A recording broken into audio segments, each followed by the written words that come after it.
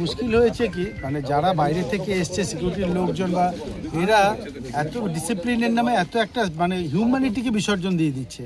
দেখো প্র্যাকটিক্যালি ওখানে ম্যাক্সিমাম লোকই 70+ ভদ্র মহিলা, কারো আপনার সবাই বাইরে গেটের বাইরে একে দেখো ওখানে ডিস্টেন্সটা করেছে এত দূরে, এবার গেটের বাইরে ওইভাবে দাঁড় করে রেখেছে। আমি ডিএম এসডিও সবাইকে বললাম কিচ্ছু হয়নি কোথাও, কারণ এরা কারোর কথাই শুনছে না এবং তাদেরকে ফোন দিয়ে যখন কথা বলতে দিচ্ছি বলছেন আমরা কথা বলবো না, আমরা শুধু ওদের সিনিয়র অফিসারদের কথা, সিনিয়র অফিসাররা বাড়ি থেকে এসে আমি তাদেরকে বললাম যে দেখুন আপনারা এরা তো আমাদেরও বাড়িতে মা ভাই বোন আছে, জাস্ট ফিল ইট না, ওদের তো কোনো জ্ঞান নেই। কি বলবো, বয়স্ক লোক ছিল সেখানে সবাই ম্যাক্সিমামই বয়স্ক লোক। তোমরা জানো মাইকেল, তোমরা গেলে দেখতে পাবে অ্যাভারেজ এজ আমি তোমাকে যে 50+ হবে, মানে 70 ম্যাক্সিমাম লোক 70-80 বছর বয়স। এটা ফিল করতে হবে। কেন্দ্রীয় বাহিনীর কি একেবারে অসহযোগিতা? এটা না অসহযোগিতা মানে ব্যাপার কি বলতো, ওদেরকে যাভাবে অর্ডার করা আছে দে আর ডুইং দ্যাট, কিন্তু হিউম্যানিটি যে ব্যাপারটা সেটা বিসর্জন, হিউম্যানিটিটা নেই।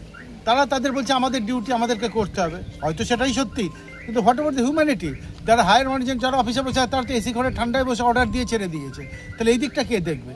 মানুষগুলো কারো অপারেশন হয়েছে, কারো আছে।